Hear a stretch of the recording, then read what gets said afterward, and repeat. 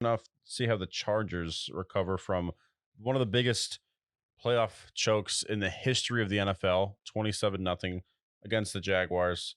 And since then, the way they've recovered that was bringing back Brandon Staley for one more year, signing Eric Kendricks, signing some offensive line help, and signing defensive edge rusher Morgan Fox, and re-signing a couple of other guys. They lost Drew Tranquil to the Chiefs, who we'll talk about later. Yep. Um, and they've worked a bunch of contracts. They somehow have 16 million in cap space, 16. which is a miracle because there was rumors to start that they were going to cut Keenan Allen, that they were going to cut Khalil Mack, they were going to cut Sebastian Joseph Day, and now here they are. Now their big things that they really got to work on for the rest of the season is I would get your replacement for Austin Eckler because he's probably gone after next year. I would get a wide receiver because Keenan Allen, you threatened to cut him this year, and look what happened now. So him and Mike Williams, I mean, they're both up there in age. Definitely get a wide receiver. And then get some Band-Aids for your offensive line because your offensive line last year, it's not that the Chargers don't have an offensive line. It's that their entire offensive line and really their entire team last year disintegrated before our very eyes. Other than that, just depth on their defensive side. Get a linebacker, get an edge rusher. But the Chargers, they're a very complicated team for me. And I'm sure you feel the same way because on one end, you have Justin Herbert, who's a magnificent quarterback. You have good receivers with Keenan Allen and Mike Williams. You have Austin Eckler, who's a great, led the league in rushing last year, led the league in rushing touchdowns. And you have talent. Defensively, you have talent. You have Khalil Mack, who's an all-time great linebacker. And you paid a bunch of money last year on your defensive side of the ball. So on paper, you should be really great. But at the same time, last year, they were 10-7, and it looked like they were about to face the Chiefs in the playoffs, and they collapsed. And their only response was to fire Joe Lombardi. I get they got Kellen Moore. We'll see how that goes. But this Chargers team is very much like either 11-5 or like 8-9. Yeah, very 11-5, 8-9. Do you see them keeping Austin Eckler? I don't think they can afford to.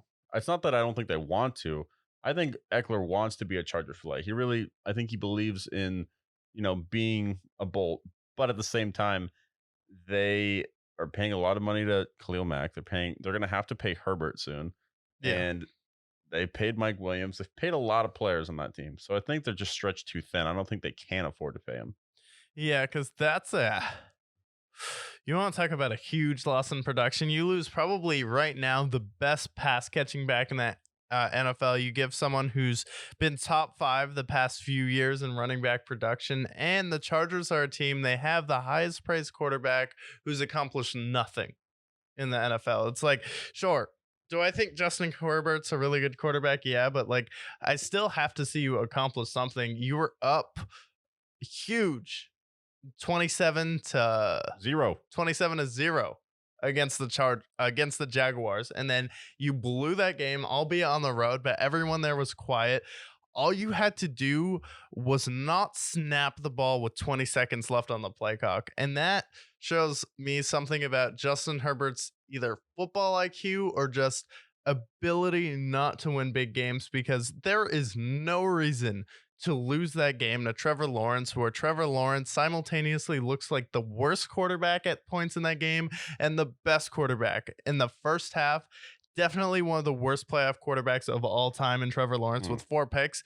And then he completely dominates and outplays you in the second half. So it's like, now you're the guy, okay, you could have gone out there and then you would have been head to head with Patrick Mahomes. And the way they were playing against the Jaguars, Patrick Mahomes got banged up in that game. You have a shot against the Chiefs just for the fact that it's a division rivalry. And I feel like with Brandon Staley, this is one of those situations where they played really well in their first year. And I thought they were actually a better team in his first year than they were last year, and they made the playoffs last year. And then you lose that huge game to Derek Carr, and then you lose and blow that massive lead to Trevor Lawrence. So it's like, obviously Herbert's the quarterback of the future, but it's like you fired your offensive coordinator when it's still on the head coach to make sure that his quarterback is running the play clock all the way down to 1 before he snaps it. It's on the defensive head coach when he has Khalil Mack Derwin James is playing like an absolute monster in the first half. The Jaguars can't get any separation, and then they absolutely blow you up in the first half, and Doug Peterson makes you look foolish. It's like, obviously, you can't win a Super Bowl for that guy, so let's rip the band aid off now. And then, if you want to go out there and hire Kellen Moore to be your offensive coordinator, why can't we just make him the head coach? Like, honestly, at this point, it's like, what? How much worse can you get if you made Kellen Moore your head coach versus um, Brandon Staley? Because Staley has shown it's going to lose you a big game when you need to make the playoffs. It's going to lose you a big game when you have a 27-point lead. Like, you can't spot a team 4 scores and then lose. It's like, for me, you're not going to win a Super Bowl when you already clearly have the guy. It's a different. People are like, well, Andy Reid with the Colts blew a 4-score lead. Like, yeah, it's different when you have Alex Smith versus Justin Herbert.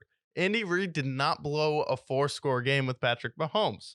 Brandon Staley did it with Justin Herbert, who everyone tries to argue is the top 7-5 quarterback in the NFL.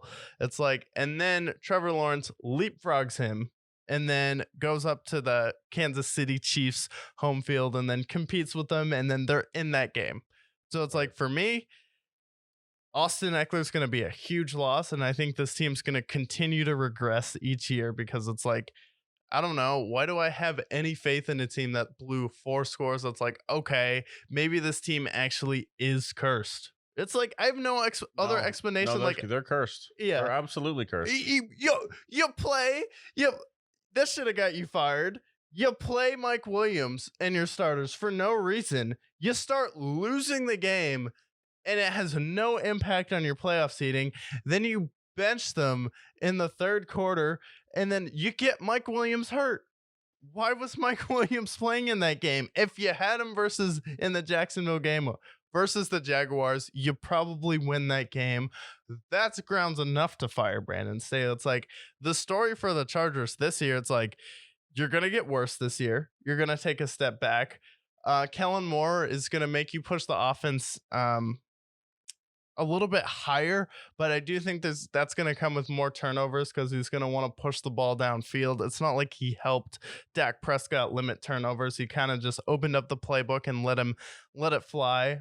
So you have to get Justin Herbert to be able to take control of the offense, call his own plays, and then be able to audible and run the clock down. Just have some football IQ. But it's like, for the Chargers, it's like, my problem that I have with Justin Herbert is that you're in a 27-point lead and you're not audibling out of these plays. I've never seen him audible out of his plays. And for the most part, they played a very conservative game against the Jaguars, especially towards once when they got that big lead. What they should have done is run the ball. They couldn't run the ball against the Jags. So at that point, it's like, Herbert, do it with your legs like you absolutely can. You're a mobile quarterback. And he also looked a little sheepish when the lead was starting to go away. Like, he looked like he was a little frightened, like, oh boy, we might actually blow this game. He didn't have as much dog in him. Like Trevor Lawrence, on the other hand, down 27-0, and he's like, okay, we're still in this. He had a horrible game. Nobody, I mean, to be fair, there's probably people in that locker room that was a little bit doubtful of Trevor Lawrence. And what did he do? He went out there and he had the best second half of anybody who threw 4 picks in the first half. Yeah. So it's like, for me, that was a stand on my opinion of Justin Herbert. Not because he doesn't have it in him to be great, but it's like, I think he needs a great coach like what Sean Payton could have been if you would have, shelled out some cash for him. Or there's other great coaches available, but it's like, you really have to get him the right coach now before it leads into forever staining his development.